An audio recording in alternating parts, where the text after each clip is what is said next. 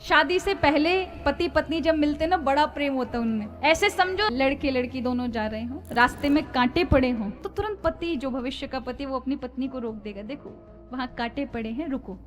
जाएगा, कांटे उठाएगा, फेंक देगा और कहेगा अब आओ। विवाह होने के 1 साल बाद परिस्थिति बदल गई है, कांटे वही है, सड़क वही है, पत्नी के साथ जा रहे हैं, कह देंगे देखो वहां कांटे पड़े, ध्यान से, अब नहीं उठाएंगे। अब 5 साल बाद का नजारा, अब हो सकता है वो आपके ऊपर है महाराज, आपको मॉडल कौन सा मिला है, 10 साल भी हो सकता है, 1 साल भी हो सकता है, 2 साल भी हो सकता है।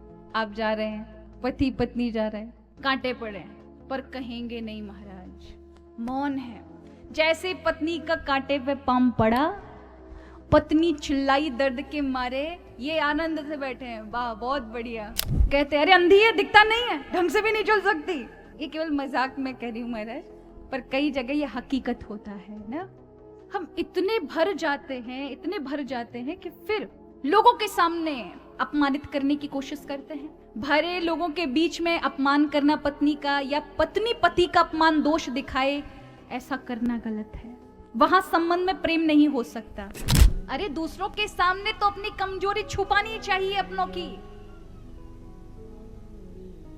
आप दूसरों के सामने प्रकट करते हैं, इसका अर्थ है आपको, आपके जीवन में कोई तीसरा आ रहा है, इसका अर्थ ही है कि आपके जीवन में प्रेम नहीं है।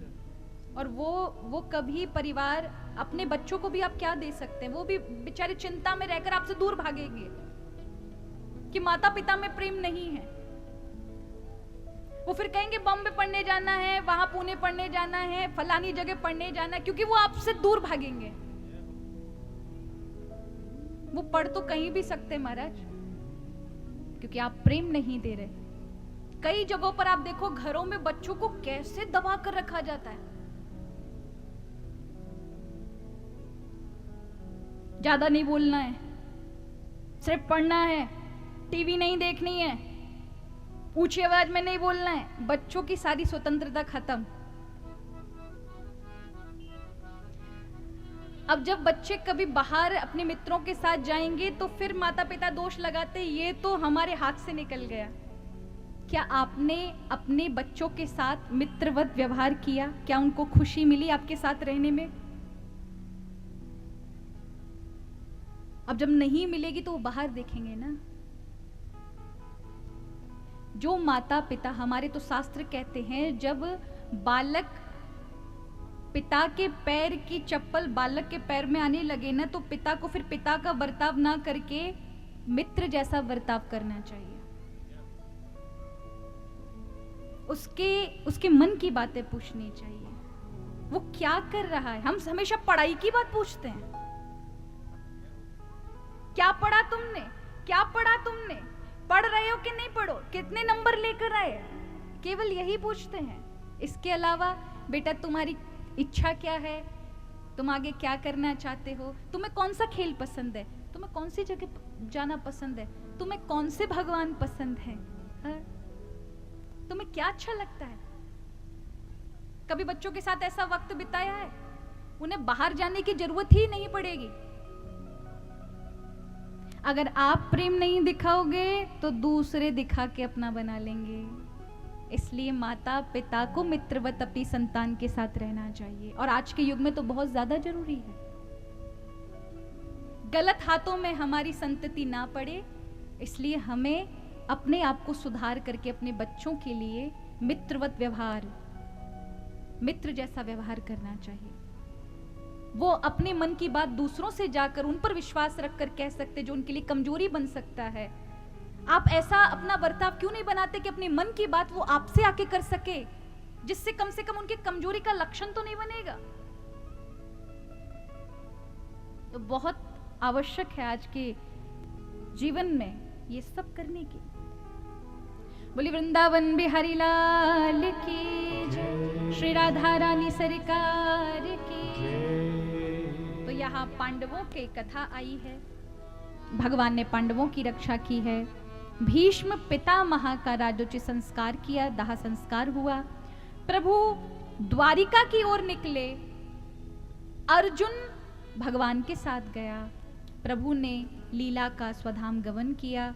पांडवों को पता चला पांडवों ने अपना प्राण हिमालय पे जाके त्याग दिए। उस समय पांडवों के उस राज्य पर पांडवों का आखिरी वंशज परीक्षित बैठा, जो उस वंश को चलाने वाला आखिरी वंशज था, जिसका नाम था परीक्षित। और कितने वर्ष की आयु में उन्होंने पूरे राज्य को संभाला? कोई छोटा मोटा राज्य मत समझ लेना, पृथ्वी का पूरा राज्य मात्र 16 वर्ष की आयु में। अगर आपके अंदर शक्ति सामर्थ्य है तो भगवान ने अनंत क्षमताएं आपके अंदर दी है कि आप बड़े से बड़े कार्य कर सकते हैं। ये हमारे जो शास्त्र हैं, ये हमारे अंदर की शक्तियों को जागृत करने के लिए बताते हैं। हम सबके अंदर हनुमान जी जैसी शक्तियां हैं, पर हम भूले बैठे हैं। हर एक मनुष्य का जन्म आप क्या समझते हैं? आपका जन्म ऐसे ही हुआ है क्या, खाने पीने और गाने नाचने के लिए? आप सबका जीवन किसी हेतु के लिए इस मृत्यु लोक में होता है। हर एक बालक जब इस संसार में आता है किसी एक हेतु को लेकर आता है, किसी एक लक्ष्य को लेकर जन्म लेता है हर एक मनुष्य। और कोई हमें सही मार्ग बचपन से मिल जाता है ना, और फिर हमारे लक्ष्य की ओर हमें कोई ध्यान दिलाए, कोई हमें बताए, तो हमारी शक्ति फिर से जागृत हो जाती है। मन की शक्ति इतनी ताकतवर है, यही हनुमान जी की कथा बताती है। हम सब में हनुमान जी की शक्ति विराजमान है, पर कोई हो जो हमें उस शक्ति के विषय में बताए, दिखाए। तो यहां परीक्षित जी ने राज्य संभाला। इनकी कलयुग से भेंट हुई, क्योंकि द्वापर युग समाप्त हुआ, कलयुग का आगमन हुआ। कलयुग ने 5 स्थान मांगे, इन्होंने 5 स्थान दिए। आप सबको पता ही है कौन कौन से स्थान। जहां जुआ खेला जाता है वहां तुम रहो, इसलिए जहां जुआ इत्यादि होगा वहां मार, लड़ाई, झूठ इत्यादि सब बोला जाएगा। कलयुग रहता ही रहता है। जरा शराब पी जाती है वहां तुम रहो, इसलिए वहां कलह कलेश रहेगा ही रहेगा। जहां विश्वासघात किया जाता हो वहां तुम रहो, जहां पर हिंसा की जाती है वहां तुम रहो। और 5वां स्थान दिया स्वर्ण। स्वर्ण माने क्या है? स्वर्ण माने तो कल से प्लास्टिक पहनोगे? एक काम करो, देखो कलयुग तो वैसे सोने पे बैठा है, सब आज यहीं दान कर जाओ। कौन कौन करने को तैयार है? अच्छा भैया आपके पास है? एक बार ये भैया के लिए जोरदार ताली बजा दो मेरे। हर चीज में उनका हाँ होता है। हम कितने होशियार, हमको पता है। भले कलयुग में सोना है, कलयुग के साथ काट लेंगे, लेकिन नहीं देंगे। देखो मैं मांग नहीं रही, सिर्फ एक विनोद का विषय था वो। अगर सोने में कलयुग है तो कल से क्या प्लास्टिक स्टील पहनोगे? क्या पहनोगे?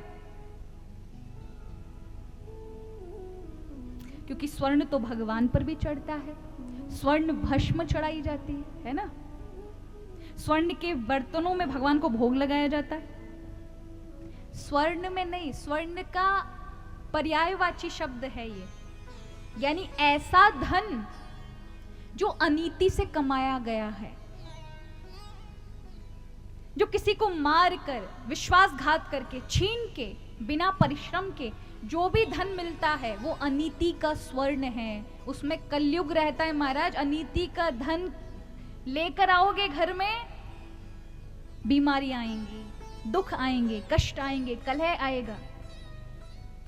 इसलिए कहा भैया नीति की सुख शांति की रोटी अच्छी है, पर अनीति का धन मत खाना। अनीति का धन बड़ा बुरा होता है।